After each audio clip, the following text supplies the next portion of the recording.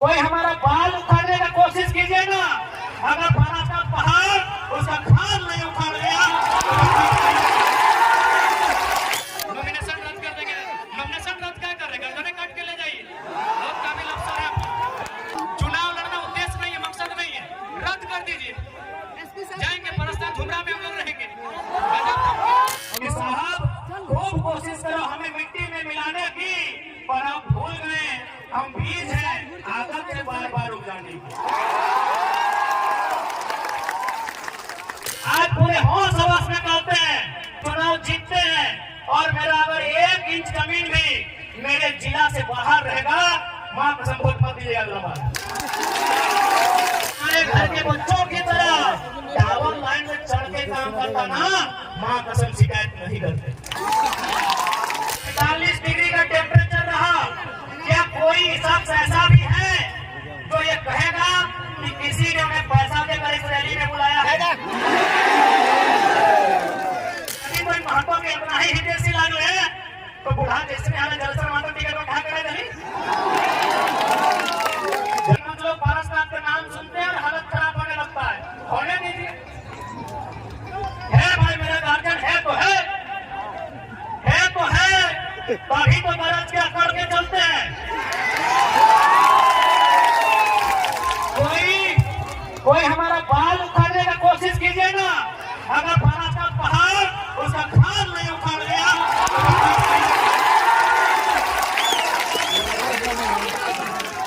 अरे यार इस तरह से मत उठवा दो।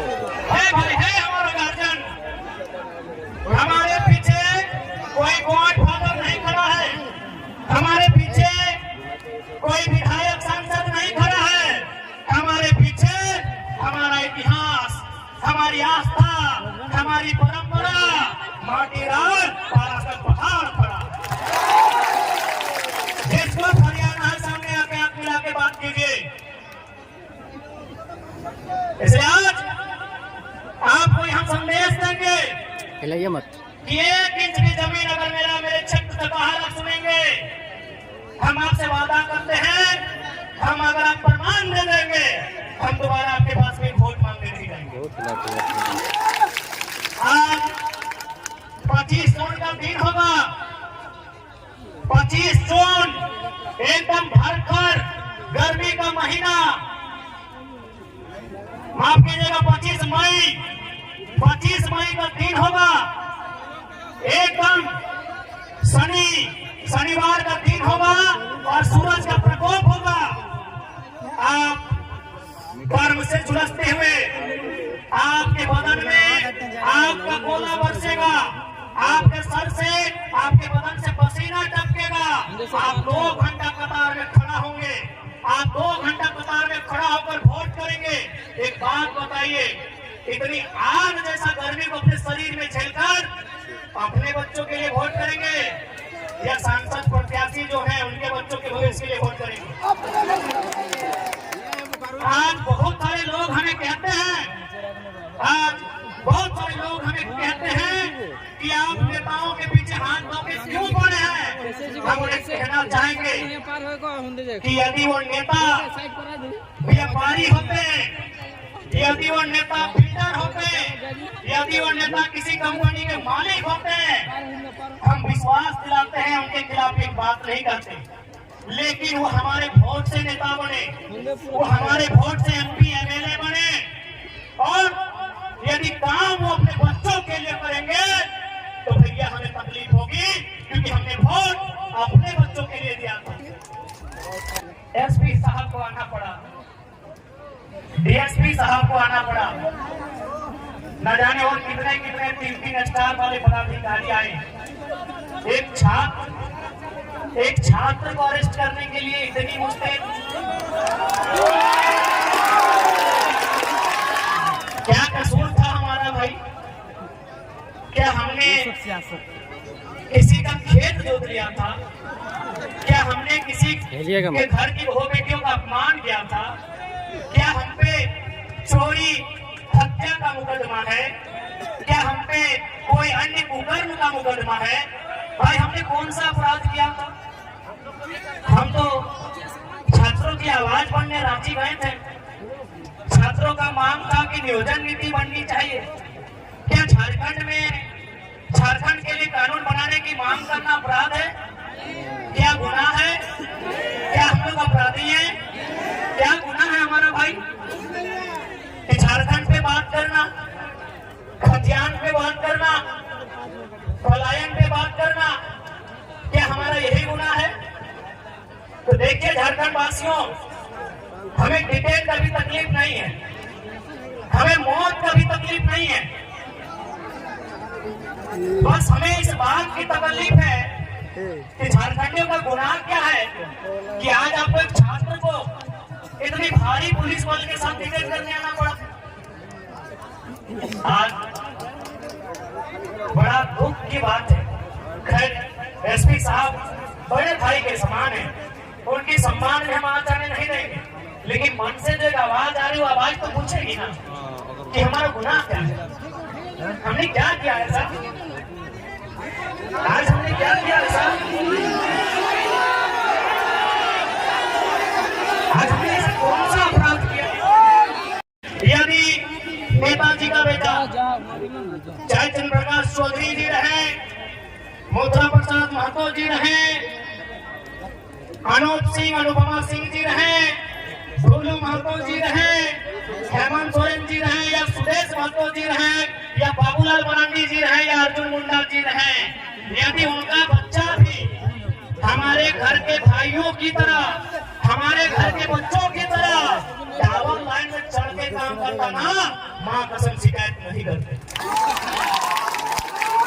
यदि उनका बच्चा हैदराबाद खटने जाता ना, शिकायत नहीं करते। यदि उनका बच्चा सूरत में कपड़ा की फैक्ट्री में काम करता ना, हम शिकायत नहीं करते। लेकिन अब पता कर लीजिए, नाम लेने की आवश्यकता नहीं है, उनके बच्चों में क्या योग्यता है, नहीं है। कोई किसी कॉलेज का डायरेक्टर है, किसी का बेटा दिल्ली में बैठकर कंपनी चलाता है, और आपके बेटे शाम को ड्रीम 11 में 50 रुपया लगाते हैं। इसलिए आज नया भारत अभी नहीं कह सकते कैसा होगा, लेकिन नया झारखंड हम लोग देख रहे हैं। नया भारत का दृश्य कैसा होगा ये शायद हम और आप नहीं कह सकते, लेकिन नया झारखंड कैसा होगा ये दृश्य हम और आप देख रहे हैं। आज 45 डिग्री के तापमान में जो भीड़ इकट्ठा हुई है, ये बदलाव का संकेत दे रही है।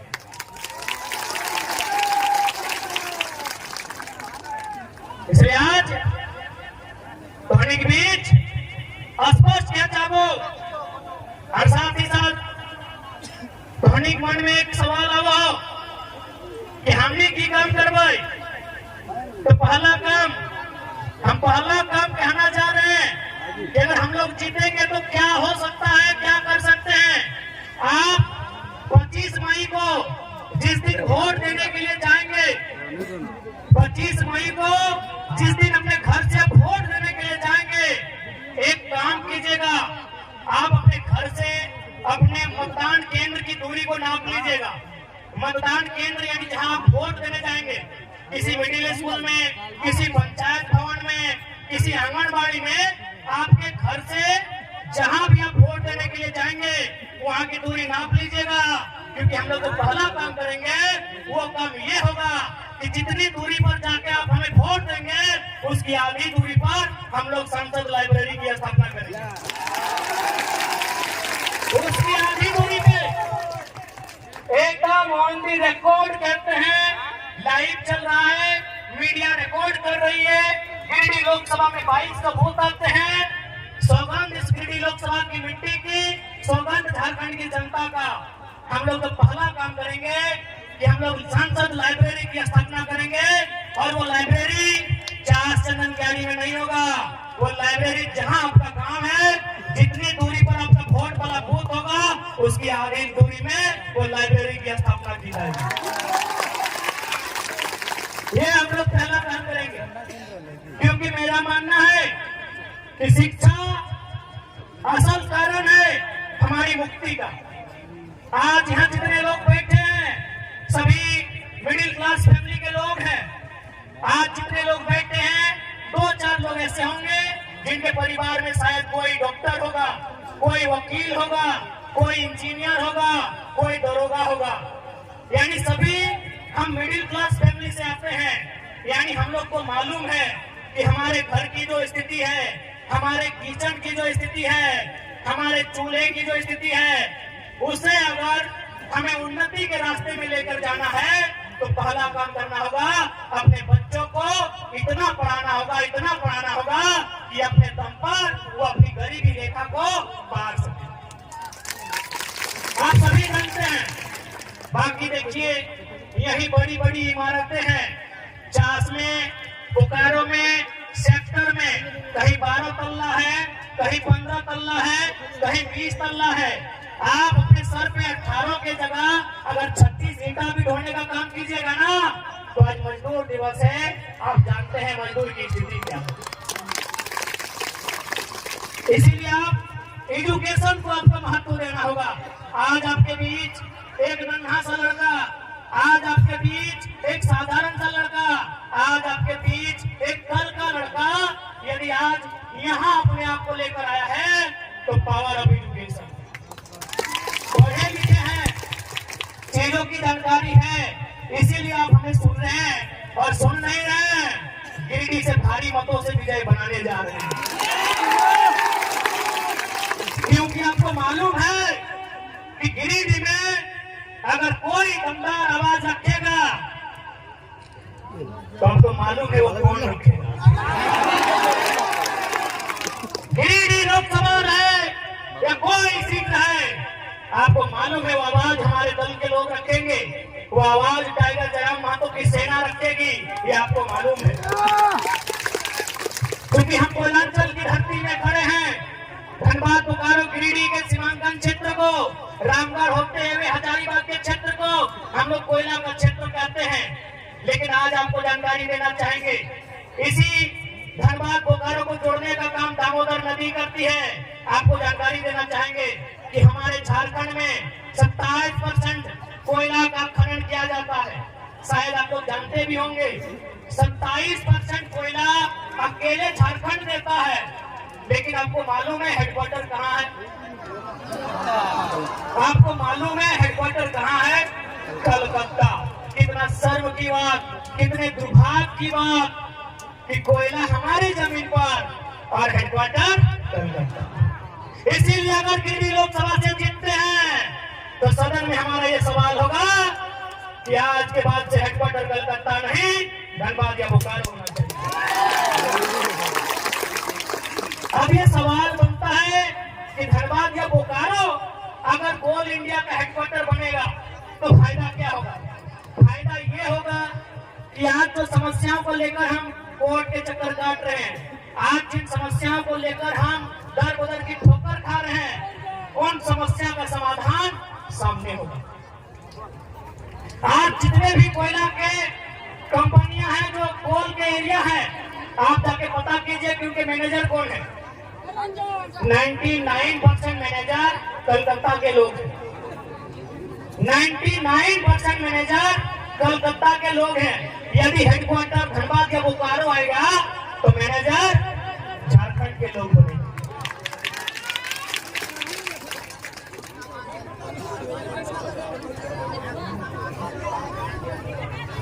ठीक है, समय अभी कितना है? समय है ना 5 बजे।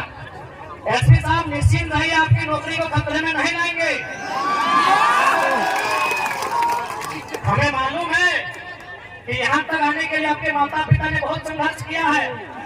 हमें मालूम है आपके साथ तमाम पुलिस पदाधिकारी, पुलिस के जवान आज तो यहाँ पर बहुत संघर्ष किए हैं। यकीन मानिए, जयराम महतो का मतलब ही होता है सामाजिक न्याय। तो आपके साथ अन्याय कैसे करेंगे भला? आपको अरेस्ट ही करना है ना, कर लीजिएगा। एकदम हजारों की भीड़ में देंगे, भागने वाला थोड़ी है, कर लीजिएगा। लेकिन 5 बजे का समय है, उसको कहने दीजिए जनता को। आग्रह है आपसे। इसलिए अगर हम लोग दिल्ली जीत कर जाते हैं तो झारखंड के इशू पर बात होंगे, झारखंड के मुद्दों पर जाके रोड में 2 बजे 3 बजे के रोड में धोनी खड़ा है, कहे जगह धोनी वोट दबा और से वो विश्वास हो कि जीत के जब जीतो तो पर खातिर काम करते। लेकिन आज धोनी गिरिडीह लोकसभा, चूंकि गिरिडीह लोकसभा में जब सवाल है तो अभी वर्तमान में जो सांसद हो वो गिरिडीह से खुद सांसद हो और पत्नी रामपुर से विधायक हो। तो बताओ धोनी 12 बजे रोजवा में यह खातिर जना के वोट दिला कि पति गिरिडीह से सांसद और पत्नी रामपुर से विधायक।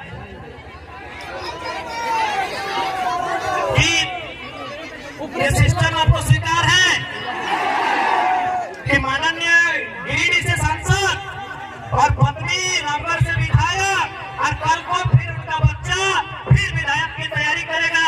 क्या ये सिस्टम आपको मंजूर है? क्या ये सिस्टम आपको मंजूर है? हाँ कि ना? तो आधा जान के हाथ खड़ा हुए रहो। और बाद एगो प्रत्याशी हो मुद्रा बाबू कहने के अगर कभी भी मौका मिलतो तो यह रोडवा में जो रोडवा धनबाद जहाँ बोकारो से कपुरिया चिरुडी बरसा पार कर में बड़का बड़का तोरा लगतो कि नहीं कोना ट्रेन पार है बात जैसे बाउंड्री खेले ना इसमें खेलत पे तो एक बात बताओ ओकरा माननीय मुद्रा मातो जो वर्तमान में भी सरकार में है ओकरा हमें ये खातिर जिताइए कि झारखंड में बाउंड्री लगेगा और बहरिया की नौकरी ना मिलता। हमें वही खातिर जिताइए कि झारखंड के बाहर बाउंड्री बनेगा है लेकिन वो की कर लो चारों धार जाके देख ले 5 एकड़ 10 एकड़ चारों धार पर बाउंड्री बनाए रहा। अब तोहनी के डिसाइड करना हो कि 12 बजे रोज में डराए के और बाल बच्चा के खातिर वोट देवा या अपन बाल बच्चा खातिर देवा। अब इधर तोहनी के डिसाइड करना हो। आज एक बात स्पष्ट कर दो अगर बात पहले देखिए धनबाद के लोकसभा प्रत्याशी 1932 के अभियान के बात नहीं कर पा रहा भारतीय जनता पार्टी वाला श्री ढोलू बापो जी एक बात बताओ जीत के ये मैच जीत के जब कोई अभियान के बात नहीं कर पा रहे हैं जब कोई झारखंड के लोग के हक अधिकार के बात नहीं कर पा रहे हैं जब कोई गरज के झारखंड के मुद्दा पे बात नहीं कर पा रहे हैं तो कौन सांसद और विधायक के चुनाव कहाँ लड़ा है भाई बताओ तो।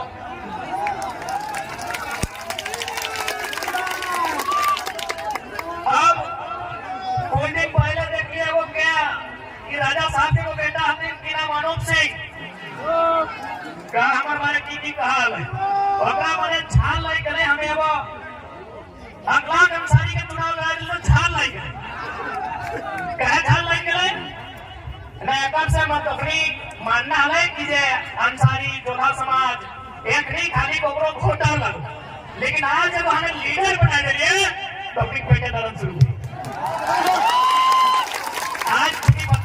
आज सबसे पहले हम अनुपदा को एक संदेश देंगे कि सच में आप अगर अल्पसंख्यक अंसारी जोधा समाज के हितैषी हैं क्योंकि आपके बाबूजी को भी 5 बार यही लोग विधायक बनाया है जन्मों से आपको भी यही लोग विधायक जैसे बनाया सब है लेकिन ज्यादा वोट यही लोग दिया है तो एक काम कीजिए माननीय अनूप सिंह जी यदि आप सच में इनके हितैषी हैं तो आप धनबाद लोकसभा से अपनी अर्धांगिनी मैडम का टिकट कैंसिल कीजिए किसी अल्पसंख्यक किसी जोधा अंसारी या फिर जो मुस्लिम समाज का बेटा है चाहे अखलाक कोई ले लीजिए रिजवान को अपन तरफ ले लीजिए शाहजाद को ले लीजिए यदि आप इनको टिकट देते हैं तो डंके की चोट पे हम कह रहे हैं हम इकलाक का नाम वापस कर देंगे। यदि अनूप जी में हिम्मत है उसके बाद बोल रहे थे महत्व के बारे में तो बोलबो नहीं कर यार क्या कि तोर बाप गया से चल के हलो इको भला करके को महत्व के दिल कितना बड़ा कि जे लोग चूड़ी के काम करा लो जे लोग पान आइन दे लो चपड़ी का सूर्य नारायण महतो तोर बाप के बैसाई लो 5 बार विधायक तो वो विधायक अब तो मेहरारू सांसद बने के तैयार तो यदि कोई महतो के अपना ही हितैषी लागले तो बुढ़ा जैसे हाल जलसर महतो टिकट में कहां करे दली जलसर महतो नाम है ना देश में तो एकनी की आफत भाई कि भाई जयराम महतो एक कल का लड़का आज राजनीति के माहौल को बदल दिया है। अब तक हम लोगों को वोट बैंक बना के रखते थे उनको दरी बिछाने का काम देते थे उनसे झंडा ढोने का काम लेते थे। आप एक बात बताइए युवा का मतलब क्या होता है? खाली दड़ी ढोना? युवा का मतलब क्या होता है? झंडा ढोना? जी नहीं। अब युवा केवल नायक नहीं बनेगा, अब